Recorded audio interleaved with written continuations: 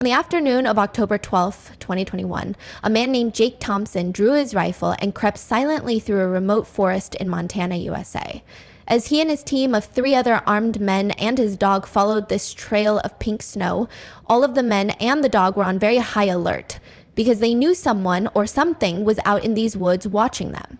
Jake's pulse raced as the eerie silence amplified every rustle, his instincts screaming that the predator behind this blood trail was sizing them up. After walking for a while, Jake and his crew spotted a small cabin up ahead in a clearing. This cabin, they knew, belonged to a guy named Matthew Carson, who was a wildlife photographer who had gone missing recently. Matthew's disappearance had sent shockwaves through the local community, with rumors swirling of a vengeful beast prowling the area. And that was actually why Jake and this crew were out here. They were searching for Matthew. But as Jake and his crew got closer to this cabin, Jake couldn't help but feel really terrified. Jake was a 45-year-old, big-time weightlifter and ex-military guy who was also a seasoned park ranger. But as he walked up on Matthew's cabin, it was super obvious that something horrible and violent had happened here. All around the scene were pieces of broken furniture. There was a ceramic sink that was shattered outside, and the pieces were everywhere. There was a bunch of beehive boxes that had been badly damaged. There was the shed that clearly had been ripped to pieces, and also all over the area outside of this cabin was blood and this pink trail of snow. This blood trail they were following led right up to the front door of this cabin, where there was also a big streak of blood on the front door. The carnage felt like a warning, as if the beast had marked this place as its own, and Jake's grip tightened on his rifle, fearing what lay ahead. Now, even though Jake was scared to go any further, he knew he was in charge, and he had to go and look inside that cabin, see if maybe Matthew was there. And so Jake walked into the bloody clearing. He made his way up to the front door of the cabin, and with his crew right behind him on the porch, he used his rifle and pushed the door inward. Now, at first, Jake didn't see anything inside the cabin because his eyes hadn't adjusted and there were no windows, so no light was coming into the cabin. But after a second of Jake kind of standing in the doorway with his rifle to make sure there was no threat inside the cabin, his eyes adjusted and he realized Matthew was not in there, and in fact, the cabin looked abandoned. So Jake stepped inside and he looked around, and immediately he noticed all the walls inside this cabin were covered in these deep gouges and scratches. And then he looked on the ground and he found more wrecked furniture and lots more blood. The claw marks were so deep they seemed to pulse with malice, and Jake's stomach churned at the thought of Matthew facing such a ferocious attacker alone. But in a weird way, this actually gave Jake some hope that maybe Matthew was alive. He might be badly hurt, but if he's not here, he must be somewhere. And so Jake turned around and he walked out of the cabin, and right as he stepped onto the snow with his men and his dog right behind him, 3 things happened practically all at once. The first thing was Jake's dog began whining uncontrollably and running in circles. And number 2, there were all these crows in the trees nearby that just all at once suddenly flew into the sky and disappeared. And the third thing was this unbelievably loud growling sound that seemed to be coming from somewhere really far away and also somewhere really close. It was like the forest itself was growling. The roar sent a shiver down Jake's spine, its raw power hinting at a creature not just angry, but out for blood, stalking them with deadly intent. 5 days earlier, on October 7th, 2021, the soon-to-be missing wildlife photographer Matthew Carson decided to give up on another unsuccessful photo shoot, and he slung his rifle over his shoulders and he lit a cigarette under his big bushy mustache, and he and his 3 dogs turned around and began the slow walk back to their small cabin in the middle of the woods. Matthew was really frustrated because he had been staying in this cabin in the woods, away from his wife, away from his family, to try to capture images of rare wildlife and bring some photos back, but so far he hadn't caught anything. But as Matthew and his 3 dogs kind of rounded a corner in this forest, he spotted something up ahead that was like an answer to his prayers. He saw there was a dead boar just lying out in the middle of the forest, and it was in this big pool of blood, and there was still steam coming off of the body, which meant this was a fresh kill. Matthew's heart leapt at the sight, but a gnawing unease warned him this kill belonged to something far more dangerous than he could imagine. And so Matthew raised his rifle in case whatever had killed this animal was nearby. But when he didn't see anything, he just went with his dogs over to the carcass and he pulled out a hatchet and cut off 2 big hunks of meat from this boar. Now, Matthew knew it was totally in bad form to steal another potential photographer's kill, although he didn't know if a photographer had killed the boar or if another animal had killed the boar, but he still felt bad about what he was doing. His hands trembled as he sliced the meat, guilt and fear mixing with the thrill of his desperate act. However, Matthew was desperate. He didn't have any meat, and here it was, so he took the opportunity.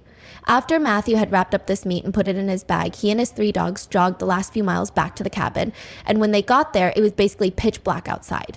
Now, Matthew was not scared of the forest at night, but he knew there were predators out here at night, so he needed to act quickly. So he rushed over to his small shed that was right outside of his cabin, and he put the boar meat inside, shut the door, and locked it, and then he turned to go into his cabin to retire for the night. But after taking only a couple of steps towards his cabin, he realized his 3 dogs had not followed him. And so he turned around and he saw the 3 dogs were totally on edge, looking out beyond the shed where he had just put the meat. Their low growls sent a jolt of panic through Matthew, as if they sensed a predator already closing in on them. Now remember, he's all alone in the middle of the woods here. It's nighttime, there's no visibility. And so Matthew grabbed his flashlight and he shined it kind of roughly in the direction that the dogs were looking like they had seen something. And he's shining his light, but all he sees are just dark trees and nothingness. There was nothing there. Matthew did his best not to panic, but he couldn't help but feel like there was a predator nearby, and his dogs had picked up on it. And so he just wanted to get inside the cabin and shut and lock the door as quickly as possible. And so he began backing up towards the door of his cabin while calling his dogs towards him, and 2 of the dogs followed, but a 3rd dog just stayed where she was and continued to kind of whine and growl and look out away from the cabin in this direction that all the dogs were looking. But eventually, this dog just took off running into the forest. Matthew, who loved his dog, screamed and screamed for this dog to come back, but the dog didn't. And so Matthew just stood there with his 2 dogs in front of his cabin door, listening to the bark of this 3rd dog getting farther and farther away into the woods. And then suddenly Matthew heard his dog start to whimper. And then it was like the forest erupted with the loudest growl he had ever heard in his life. And then there was silence. The sudden quiet was deafening, and Matthew's heart sank, knowing his dog had likely met a brutal end at the claws of a vengeful beast. Matthew was horrified and just instinctively grabbed the 2 other dogs and stumbled into his cabin and shut and locked the door behind him. Now, Matthew adored his dogs. Those were his closest friends in the world, and all he wanted to do was run out there and save that 3rd dog. But just based on how loud that growl was, he knew whatever was out there would kill him. And so this was a suicide mission.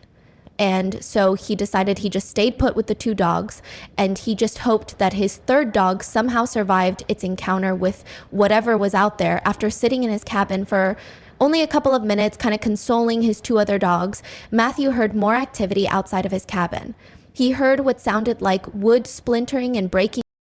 Now, there were no windows in Matthew's cabin. However, he had drilled a couple of small holes in each of the walls of the cabin so he could look out and use them as hunting blinds. And so Matthew ran to the hole that looked out the front of his cabin towards where his shed was and where this wood baking sound was coming from. And when he looked out through this hole, remember, it's the middle of the night. There's no lights outside, so he couldn't really see anything. But even in the darkness, when he looked kind of roughly in the direction of the shed where the boar meat was, he could clearly see this huge shadowy creature moving around really violently. Like its body was jerking in different directions. And it was obvious to Matthew that whatever this creature was, it was ripping his shed to pieces, breaking all the wood apart, probably to get in and get the boar meat. The beast's relentless assault on the shed felt personal, as if it knew Matthew had stolen its prize and was now exacting its revenge. And that's when it dawned on Matthew that whatever this creature was, it very likely was the creature that killed the boar that he stole, and now this creature was back to reclaim its meat. And so as Matthew realized that, he just hoped that whatever this creature was, once it had its boar meat back, that it would just leave and not come after him. However, after this creature had totally decimated the shed, and so by default had clearly reached the boar meat inside, the creature didn't leave. It just sat down and stared in the direction of Matthew and the cabin. Its unyielding stare pierced through the darkness, as if daring Matthew to make a move, its presence a chilling promise of more to come. And for several hours, Matthew just continued to stare out this hunting blind hole at this shadow creature that was not moving. And after a while, Matthew got tired. The creature wasn't moving. It's the middle of the night. He'd been really busy all day. And so at some point, Matthew and his 2 dogs kind of dozed off. And when they woke up a couple hours later, when it was still dark outside, Matthew looked out the hole again, and he saw the creature was actually now gone. For a second, Matthew was relieved. He's thinking, great, this thing's gone. I'm safe now. But just to make sure, he wanted to go to the other holes he had drilled in the walls of his cabin to look out in all 4 directions and make sure this creature really was gone. So he stood up and he walked over to one side. He looked out that hole and all he saw was dark forest, nothing there. He walked to the other side of the cabin to another one of these holes. He looked out it and again, just dark forest, no creature. Then he goes to the back of his cabin and looks at that hole. And this time again, he does see just dark forest, but then suddenly something slammed into the wall that he's looking through. And then just as suddenly as this huge collision has happened, as Matthew is kind of still looking out the hole, this massive yellow eye suddenly lowers down and looks right back through the hole right at Matthew. The eye burned with a primal fury, locking onto Matthew's soul, as if the creature was marking him for death. It was the shadowy creature that had broken into the shed, and it had never left. And this creature, after quickly looking at Matthew through the hole, it backed up a little bit, exposing its entire face to Matthew. And Matthew, who's so scared he can't move, he's just looking out the hole the whole time. He sees this enormous face with all this fur that's covered in blood. It's got these enormous teeth, and its mouth is open, and it's staring right at him like it wants to jump on him and kill him. And then this creature winds up and swipes at the hole and literally rips a bunch of wood off the side of the cabin. And reflexively, Matthew just grabs his rifle, raises it, and fires a shot through the hole at this creature. And the creature whimpers, turns around, and runs off. Matthew's shot had hit its mark, but he knew wounding this beast would only fuel its rage, turning its cabin into a target for its vengeance. Matthew would stay up the rest of the night, anxiously looking through each of the holes around his cabin, just anticipating this horrible thing to come right back and try to attack him again. But eventually the sun came up and the creature did not come back. And so Matthew was thinking, okay, now I'm safe. I can go outside and kind of figure out what's happened here and figure out my next move. And so Matthew grabbed his dogs. He went to his door. He opened it up. He stepped outside and looked around. He didn't see anything. As a precaution, he fired his rifle into the air to scare off any animals that could be nearby. And when clearly, the creature wasn't here, there's nothing here, he's all alone, he stepped down onto the snow and he noticed these huge prints in the snow, which had to be from this shadowy creature that had tried to attack him. But now that it was daylight, Matthew can look at these prints up close, and he knew what kind of creature this was. This was a grizzly bear, and this was an enormous grizzly bear, but that was not the most terrifying part of this discovery. Instead, it was what Matthew saw these prints doing. These prints circled around the cabin over and over and over again, a relentless pattern that screamed obsession, as if the bear had claimed Matthew as its prey and would never stop hunting him. Which meant the night before, after Matthew fell asleep, this bear had come up and basically begun stalking him and his two dogs. It must have known they were in the cabin, and then at some point, maybe the bear saw Matthew's eye inside of that little hole he was looking through, and the bear tried to pounce. But Matthew is thinking to himself, something's wrong with this grizzly bear. While grizzly bears are certainly dangerous to people, they are not known for actively hunting people. That's not something they do. But based on these prints and just generally based on what Matthew saw the night before, it seemed very likely that this grizzly bear was actively stalking Matthew. The bear's behavior felt unnaturally vengeful, as if Matthew's theft had ignited a personal vendetta that would end only with his death. But even though Matthew was totally terrified by this point, the only thought really going through his mind at this point was going out and trying to find his missing third dog. He knew the chances of his dog still being alive were slim, but he had to go look. However, he knew he would need backup in case he ran into this grizzly bear. So Matthew put his two dogs on leashes, and then with them in hand, he began running towards his neighbor's house. It would take Matthew and his dogs about 1 hour to run the 4 miles to his neighbor's cabin. And when he got there, he knocked, and his neighbor, whose name was Nathan, he opened the door, and Matthew practically ran Nathan over, just trying to get inside of his cabin to safety. And then once Matthew was inside and Nathan had shut the door and he's looking at Matthew, and then Matthew just kind of vomited out all the stuff that had happened over the past 12 to 24 hours. And at the end of telling Nathan the story, Matthew asked him, "Would you please come with me to go find my dog?" And Nathan, he just stared at Matthew and eventually just said no. And then after a long, awkward silence, Nathan kind of backed up from Matthew like he didn't want to be near him. And then Nathan told Matthew that Matthew had been marked by the bear, and now the only hope he had was getting as far as humanly possible away from this bear, because that bear is never going to stop, and it's going to eventually track you down and kill you. Nathan's voice trembled with fear, as if he believed Matthew's fate was already sealed, and his refusal felt like a betrayal to Matthew's desperate plea. Matthew felt totally let down, but he couldn't force Nathan to go with him. And so he said, "Okay, I understand." And then Matthew left Nathan's cabin. He went back outside, and the instant he was back on the snow, one of his two dogs suddenly acted like they had heard something or seen something, and they took off running. Matthew didn't have a chance to grab the dog's leash, and so he's watching as yet again one of his dogs is disappearing into the forest. Now, Matthew did not chase after this second dog because he knew there was this grizzly bear out there and he couldn't risk, running into it by himself. And so again, it totally pained him to watch his beloved dog vanish into danger, but he really couldn't do anything about it right then. And so instead, Matthew spent the rest of this day going cabin to cabin all over this area, asking all of his neighbors, please come with him to help him track down his dogs. But each of the people he spoke to just said no for the same reasons Nathan did. They said, Matthew, you have been marked by the bear. I'm not going out there with you. Their refusals stung like accusations, each one reinforcing Matthew's growing terror that he was doomed to face this beast alone. And so finally, as darkness began to fall, Matthew and his one remaining dog just gave up trying to get help, and they turned around and began walking back towards their cabin. It was nearly pitch black by the time Matthew and his dog arrived at the cabin. And when they got there, even though he could barely see anything, Matthew knew something was terribly wrong. Matthew's outdoor sink, which sat right outside of his cabin, was broken to pieces like something had smashed it, and then also all of his beekeeping boxes had been broken apart and there were obvious teeth marks all over it. The fresh destruction felt like a taunt, as if the bear was toying with Matthew, tightening its grip on his life with every shattered piece. Now, these two things had not happened when he had left that morning to try to go get help, which meant very likely the grizzly bear had come back and done this damage, and very likely was still in the area. And so all Matthew is thinking is, I have to get in my cabin as fast as possible and shut and lock that door. And so Matthew grabbed his last dog and very carefully he maneuvers his way through all the wreckage. He went up to his front door, and as he's about to open it up, he hears whimpering, and it sounds like one of his dogs who's gone missing, and the whimpering is coming from inside of his cabin. And so without any hesitation, Matthew flung the door the rest of the way open, and he looked inside and he couldn't see anything at first. But then he noticed there was this kind of pile of broken up furniture from the day before, and the whimpering appeared to be coming from underneath it. And so Matthew rushed over and he began moving the furniture out of the way. And sure enough, underneath it, he finds one of his missing dogs who's been very badly hurt, but who is still alive and who is whimpering. And so Matthew, he's so happy that one of his dogs is okay, and he grabs his dog. But unfortunately for Matthew, this was a trap. The bear had set a cruel snare using Matthew's love for his dog as bait. And in his joy, Matthew missed the predator's cunning plan to strike. Now, we don't know this for sure, but the leading theory is this grizzly bear actually set this trap on purpose to catch Matthew. It's believed that this bear wounded the dog so the dog would begin to whimper, luring Matthew out, at which point the bear could pounce.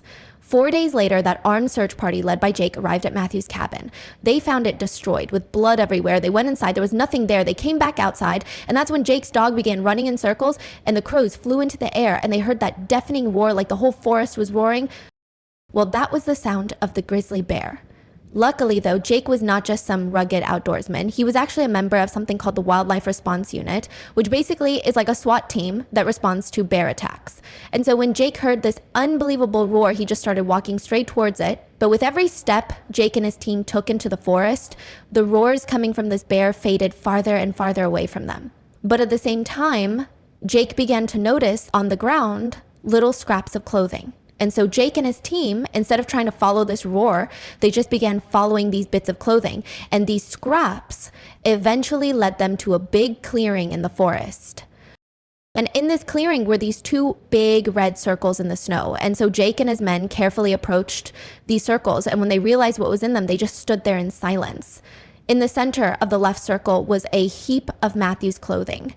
And then underneath them were just bits and pieces of Matthew, like he was ripped apart into different pieces and kind of piled up in the circle. And in the other circle, the right circle, was Matthew's head, and it had been completely skinned.